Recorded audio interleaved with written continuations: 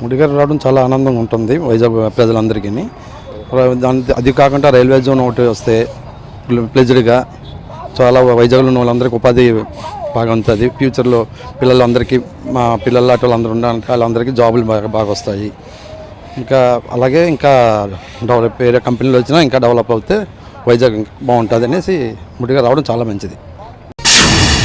మేము రాష్ట్రాన్ని అభివృద్ధి చేస్తామని మోడీ గారు గతంలో 11 సంవత్సరాల క్రితం చెప్పారు, 12 సంవత్సరాల క్రితం. ఇప్పుడు వచ్చే తూతూ మంత్రంగా ముహూర్తానికి ఒక శిలాపలకాలు ఉంటున్నాయి, కానీ అక్కడ రాజధాని తయారవ్వలేదు, ఇక్కడ జోన్ కూడా ఏర్పాటు కాలేదు.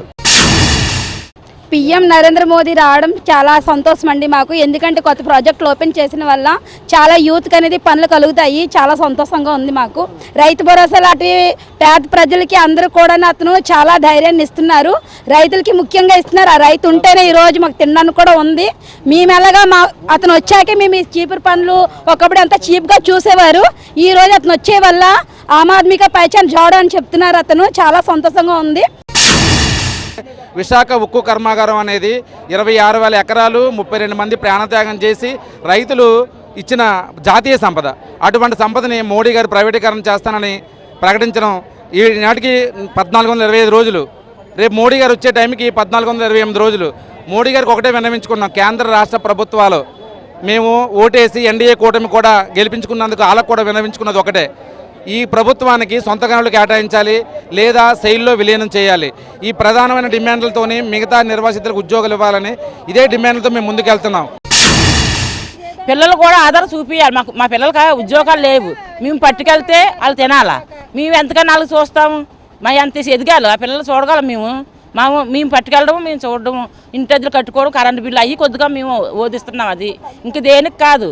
ఉద్యోగాలు ఒక్కొక్క కొడుకైనా ఉద్యోగం లేదు, ఇద్దరికైనా ఉద్యోగాలు లేవు, ముగ్గురేసైనా ఉద్యోగాలు లేవు. డిగ్రీలు చదవాలంటే ఎక్కడి నుంచి తేవాలా? మేము కష్టపడి మేము చదివించే వరకు డిగ్రీలు కావాలి, మేము ఎవరికి వెళ్తాము? ఇంటర్ వరకు చదివారు, ఆపేశారు. ఆడపిల్లలు కూడా పోషకాహారాలు లేవు వాళ్ళకి. స్టీల్ ప్లాంట్ ఉద్యోగులు ఎవరికి కూడా శాలరీ పూర్తిగా ఇవ్వలేదు. టోటల్గా 227 కోట్ల బకాయి ఉన్నది ఉద్యోగులకి ఉన్నది.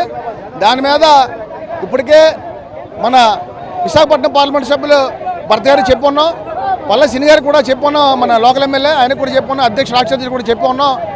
కానీ ఈవేళ ఏంటంటే మేమందరం కూడా పెద్ద ఎత్తున స్కూటర్ ర్యాలీగా పట్టుకుని కలెక్టర్ గారికి ఏదైతే ఫస్ట్ క్లాస్ మేజిస్ట్రేట్ ఉన్నారో వారికి జిల్లాకు అధికారి కాబట్టి ఆయనకి మేము విన్నవించుకోవడానికి వచ్చాం. ఇవాళ